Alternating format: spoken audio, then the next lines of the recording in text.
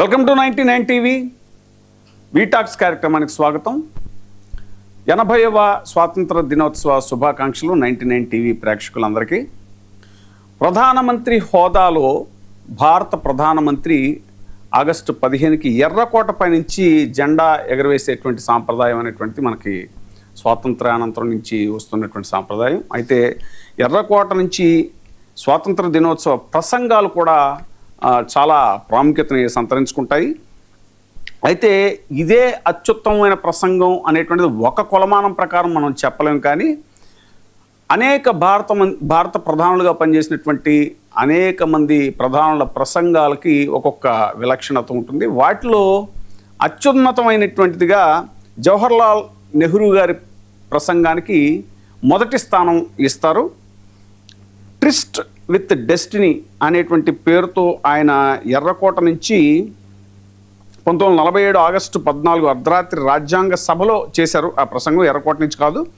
నెహ్రూ ఎర్రకోట వద్ద తొలిసారి జాతీయ పతాకాన్ని ఎగరవేసి ప్రసంగించింది 1947 ఆగస్టు 16న. ఆ ప్రసంగంలో స్వాతంత్రాన్ని కాంగ్రెస్ లేదా ఒక నాయకుడి విజయంగా కాకుండా మొత్తం దేశ ప్రజల విజయంగా అభివర్ణించారు. అప్పుడు ఆ ప్రసంగానికి చాలా ప్రాముఖ్యత ఉంది. ఇప్పుడు ఈ సందర్భం ఎందుకు చెప్పాల్సి వస్తుందంటే, తాజాగా భారత ప్రధానమంత్రి నరేంద్ర మోడీ గారు ఈరోజు స్వాతంత్ర దినోత్సవాన్ని పురస్కరించుకుని ఎర్రకోట మీద ఉపన్యసించారు. అయితే గతంలో మోదీ గారి ప్రసంగాలు మనం చాలా చూసాం. ఉర్రోతలూగించే ప్రసంగాలు అవి. అందరూ కూడా చాలా అటెన్షన్తో వినేటువంటి ప్రసంగాలు ఆయన చేయటం అనేటువంటిది మనం చూసాం. ఎప్పుడు కూడా ఆయన ఒక మంచి వక్త, వాగ్దాటి అవన్నీ ఉన్నటువంటి ప్రధానమంత్రి ఆయన. అలాంటి మోడీ గారు తాజాగా ఈరోజు చేసినటువంటి ప్రసంగం అంత జోష్ లేదు అనేటువంటి ఒక చర్చ ఒకటి నడుస్తోంది. ఈ సందర్భంగా ఏంటంటే, ఇప్పుడు నెహ్రూ గారు ఆనాడు చేసినటువంటి ప్రసంగం ఏదైతే ఉందో అది ఇప్పుడు గుర్తు చేసుకుంటున్నారో, అది ట్రిస్ట్ విత్ డెస్టినీ అనేటువంటి దాన్ని. అయితే ఇటీవల జరిగినటువంటి అనేక సంఘటనలు మనం చూసాం. ముఖ్యంగా దేశ రాజకీయాలను కుదిపేసినటువంటి కాక్రోచ్ జనతా పార్టీ ఉద్యమాలు కానీ, దాని తర్వాత వచ్చినటువంటి రాజకీయ పరిణామాల నేపథ్యంలో అటు లోక్సభలోను రాజ్యసభలోను ప్రతిపక్ష పార్టీల తీవ్రమైనటువంటి నిరసనలు, నీట్ పరీక్షలు పేపర్ లీకేజ్ గురించి కానీ, ఇంకా రకరకాల ఇష్యూస్ మీద కొంత డిఫెన్స్లో పడింది అధికార బీజేపీ కేంద్రంలో అనేటువంటి ఒక ఇది జరుగుతున్నటువంటి ఎన్డీఏ అనాలి గవర్నమెంట్ని. ఒక చర్చ జరుగుతున్నటువంటి సందర్భంలో తాజాగా మోడీ గారి ప్రసంగం, ఎర్రకోట నుంచి చేసేటువంటి ప్రసంగం అనేటువంటిది డెఫినెట్గా ఒక ఎక్స్పెక్టేషన్తో ఉంది. ముఖ్యంగా యువతను ఉద్దేశించో లేకపోతే ఒక ఇన్స్పైరింగ్ ఇది చేస్తారు, మళ్ళీ ఏదో కమ్బ్యాక్ అనేలాగా, ప్రధాని మోదీ కమ్బ్యాక్ అనేలాగా ఒక ప్రసంగం ఉంటుంది అని ఎక్స్పెక్ట్ చేసిన పరిస్థితుల్లో అంత ఎక్స్పెక్టేషన్ని రీచ్ అయ్యే స్థాయిలో లేదు అనేటువంటిది ఒక చర్చ జరుగుతుంది. ఎందుకనంటే ఆయన అసలు ఎప్పుడూ ప్రసంగం చూసి చదవడం ఉండదు. అలాంటిది ఆయన ఫస్ట్ టైము చూసి ప్రసంగించారు అనేటువంటిది కూడా ఇప్పుడు ఒక చర్చ జరుగుతుంది. ఇది కాకుండా చాలా అంశాలు ఉన్నాయి. ముఖ్యంగా మన తెలుగు రాష్ట్రాల్లో తీసుకుంటే ఆంధ్రప్రదేశ్లో కూడా స్వాతంత్ర దినోత్సవ వేడుకలు జరిగాయి. మరి ఆ వేడుకల్లో జెండాని ఎగరవేసినటువంటి ముఖ్యమంత్రి చంద్రబాబు నాయుడు గారు, ఏపీ ముఖ్యమంత్రి చంద్రబాబు నాయుడు గారు, ఆయన కూడా ప్రసంగం చేశారు స్వాతంత్ర దినోత్సవాన్ని పురస్కరించుకుని. అయితే దాంట్లో ఏంటంటే ఆయన ఎక్కువ పండగ పూట కూడా, పర్వదినం రోజు కూడా ఏదో మరి ప్రతిపక్షాన్ని విమర్శించాలా అన్నట్టుగా ఆయన ప్రసంగం జరిగింది. ఎందుకనంటే ఈ మధ్యన ఆయన ప్రతిసారి కూడా ప్రతి వేదిక మీద కూడా ఇదే, ఎంతసేపు మనకు తెలుసు ఆయన కొన్ని పదాలు వాడుతున్నారు, గొడ్డలి పార్టీ అని, తర్వాత లోకేష్ గారు మాట్లాడితే అర్థమైందా రాజా అని, ఇలాంటి ప్రసంగాలు ఒకసారి వాళ్ళ మీటింగ్స్లో, పబ్లిక్ మీటింగ్స్లో వాటిని చూస్తూ ఉంటాం. కానీ ముఖ్యంగా జెండా వందనంలో కూడా ఈ జగన్నామస్మరణ ఏంటి, జగన్ పేరు లేనిదే వాళ్ళు అసలు ఏ ప్రసంగం ఉండదా అనేలాగా అదొక చర్చ జరుగుతుంది. ఈ అంశాల మీద ప్రస్తుతం మనతో చర్చించడానికి మనతో పాటు ఉన్నారు బండి పుణ్యశీల గారు, వైసీపీ రాష్ట్ర అధికార ప్రతినిధి. మేడం నమస్తే అండి. నమస్తే సార్. మేడం, అదే ఒకసారి మనం ప్రధానమంత్రి గారి ప్రసంగం గురించి ఇప్పుడు ఒక చర్చ జరుగుతుంది, మీరు కూడా వినే ఉంటారు. ఒకసారి విందామండి ఆయన ప్రసంగం. సరే సార్. पिछले दिनों मेरे प्यारे देशवासियों, पिछले दिनों देश के कुछ हिस्सों में बाढ़ का प्रकोप रहा, भूस्खलन का प्रकोप रहा, अनेक परिवार प्रभावित हुए। उनके दुख दर्द को हम भली भांति अनुभव करते हैं। पीड़ित परिवारों को मैं विश्वास दिलाता हूं कि हम और पूरा देश उनके साथ खड़े हैं। मेरे प्यारे देशवासियों, पिछले दिनों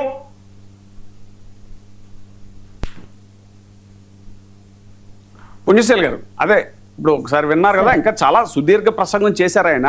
అయితే ఇప్పుడు ఇవాళ చర్చ ఏంటి అని అంటే, మోదీ గారి ప్రసంగాలు మనకు తెలుసు, అంతకుముందంతా కూడా బాగా జోష్ అది ఉండేది. మరి ఈ మధ్యన ఇటీవల జరిగిన పరిణామాల నేపథ్యంలో ఆయన ప్రసంగంలో కొంత జోష్ తగ్గింది, అంటే ఏదైనా డిఫెన్స్లో పడ్డారా అన్నట్టుగా ప్రసంగం సాగింది అనే ఒక చర్చ. మీ అబ్జర్వేషన్ ఏంటి?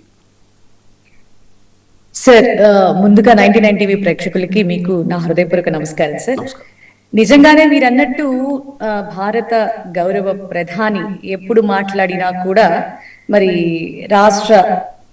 దేశ భవిష్యత్తు, రాష్ట్రాల గురించే కాదు, దేశ భవిష్యత్తు గురించి, దేశం గురించి, దేశ ప్రగతి గురించి కూడా, మరి ఇప్పుడు ఉన్నటువంటి యువత గురించి కూడా చాలా బాగా, చాలా ఎమోషనల్ గా కూడా ఆయన కట్టిపడేసేటటువంటి విధంగా మాట్లాడటం మరి జరుగుతూ ఉంటుంది. కానీ మీరన్నట్టుగా ఇటీవల జరిగినటువంటి నీట్లో లీక్స్ కావచ్చు, మరి వాళ్ళ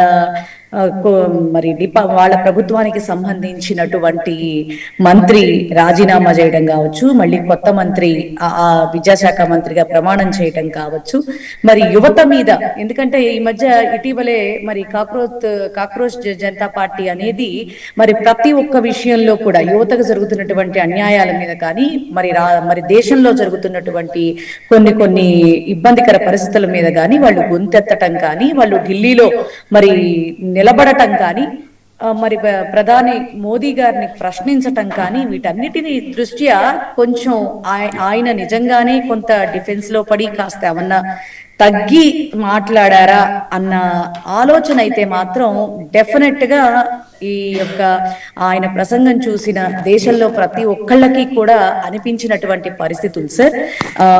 మరి ఎందుకంటే జరిగిన పరిణామాలు అటువంటివి కాబట్టి మరి ఖచ్చితంగా కూడా మరి మొన్న ఎలక్షన్స్ లో కూడా మరి ఆంధ్రప్రదేశ్, ఒరిస్సా ప్రాంతాల్లో కూటమిగా ఏర్పడితే తప్ప ఎంపీ స్థానాలు మనకి దక్కవేమో అన్న ఇదిలో వాళ్ళు పడ్డటువంటి, ఎందుకంటే అక్కడ ఢిల్లీలో వాళ్ళకి పట్టు రావడం కోసం, ఎంపీల నెంబరింగ్ కోసం వాళ్ళు పడినటువంటి తపన, మరి రాహుల్ గాంధీ గారు ఇచ్చినటువంటి పోటీ, వీటన్నిటిని బట్టి కూడా ఇప్పుడు జరుగుతున్నటువంటి కొన్ని పరిస్థితులు, వీటన్నిటిని బట్టి కూడా మరి ప్రధాని మోదీ గారు డెఫినెట్ గా కొంత జోష్ తగ్గి మాట్లాడినట్టే మరి అనిపిస్తా ఉంది సార్ ఈ రోజును బట్టింది. ఎందుకంటే ఇంకా పూర్తిగా వినడం మనం జరగలేదు కాబట్టి ఇప్పుడు ఆయన మాట్లాడిన కొంత మేర కావచ్చు, నేను కొంత విన్న దాన్ని బట్టి కావచ్చు, ఎట్లా అయినా సరే కొంత ఆయన స్పీచ్ లో కాస్త ఆ డల్నెస్ అనేది మాత్రం 100% కనిపిస్తా ఉంది సార్. ఇప్పుడు యూత్ గురించి ఇటీవల ప్రధానమంత్రి గారు చెప్పిన విషయాలు కూడా మీరు చూసే ఉంటారు. వాళ్ళు ఏదో కొంచెం దారి తప్పుతున్నారు అనే విధంగా కూడా మాట్లాడటం ఆయన అనేటువంటి దాన్ని మీరు ఎలా చూస్తారు సార్? యూత్ దారి తప్పుతున్నారు అంటే who is responsible for India అది చెప్పండి సార్. వ్యవస్థలన్నీ కూడా ఎవరి చేతుల్లో ఉన్నాయి? సెంట్రల్ గవర్నమెంట్ గా ఈ మాట మరి పెద్దలుగా మరి వారు మాట్లాడచ్చో మాట్లాడకూడదో, మరి అది పబ్లిక్ గా అనౌన్స్ చేయటం అనేది కూడా అది ఎవరికి వాళ్ళకే తెలియాల్సినటువంటి విషయంగా నేనైతే భావిస్తా ఉన్నాను సార్. మనం ప్రజల్ని వేలెత్తి చూపించేటప్పుడు వాళ్ళకి పాలకులుగా ఉన్నటువంటి మనం ఫెయిల్యూర్ అయ్యామని మనం ఒప్పుకుంటున్నట్టే కదా 100%. ఖచ్చితంగా వాళ్ళకి బాధ్యతలు గుర్తు చేసేటప్పుడు వాళ్ళకి రూల్స్ అండ్ రెగ్యులేషన్స్ మనం వాళ్ళకి సరిహద్దులుగా పెట్టేటప్పుడు మన రెస్పాన్సిబిలిటీస్ ఏంటో కూడా, మనం అందులో ఫెయిల్యూర్ అవుతున్నామో ఏమో కూడా అవి కూడా మాట్లాడాల్సినటువంటి పరిస్థితులు ఉంటాయి కదా. మొత్తం అంతా కూడా ప్రజల్నే మనం ఇది చేయాల్సిన పరిస్థితి లేదు కదా సార్. మన నీట్ కి సంబంధించి మరి యువత పెద్ద ఎత్తున మరి కదం తొక్కితే మరి ఏ రకంగా పోలీసు వ్యవస్థ, కేంద్ర పోలీసు వ్యవస్థ అక్కడ ప్రవర్తించిందో మరి ఏ రకంగా బాష్పవాయువులు ప్రయోగించటం కావచ్చు, ఒక 20 మంది యువత చనిపోవటం కావచ్చు. మరి నాకు తెలిసి ఇప్పటికీ కూడా కుటుంబాలకు ఏమీ కూడా ఎస్క్రీషియా ప్రకటించినటువంటి పరిస్థితులు మరి మొన్న జరిగిన పరిణామం వరకు కూడా, అంటే ఏదో తీర్మానం చేశారు కదా సార్ ఢిల్లీ పార్లమెంట్ లో, మళ్ళా ఇట్లాంటివి ఏవి కూడా, అంటే ఇలాంటి లీకేజీల మీద నిర్ణయం తీసుకుంటూ బిల్ తీసుకొచ్చారు కదా సార్. ఆ బిల్ తీసుకొచ్చారే తప్ప ఆ 20 కుటుంబాలకి మరి ఎస్క్రీషియా ఎంత సార్? ఒక మనిషికి ₹1,00,00,000 ₹1,00,00,000 చొప్పున ఇవ్వడానికి. ఎందుకంటే ఆంధ్ర రాష్ట్రంలో జగన్మోహన్ రెడ్డి గారి టైంలో ఎల్జీ పాలిమర్స్ ఇన్సిడెంట్ జరిగితే సెంట్రల్ గవర్నమెంట్ నుంచి వచ్చేటటువంటి ఇన్సెంటివ్స్ ఏమున్నాయో వాటిని లెక్క చేయకుండా కేవలం స్టేట్ గవర్నమెంట్ నుంచే ఆ 7 కుటుంబాలకి కూడా ₹1,00,00,000 అనౌన్స్ చేసినటువంటి పరిస్థితులు ఆనాడు ఉన్నాయి sir. What about central government? Central government కూడా మరి ఆలోచించాలి కదా. సరే, బడ్జెట్ అనుకుందాం, మరి ముందుగా చేసి రాటిఫై చేసుకునే అవకాశాలు ఉంటాయి కదా పార్లమెంటు పరంగా. లేదు, తీర్మానం చేసేటటువంటి పరిస్థితులు ఉంటాయి కదా.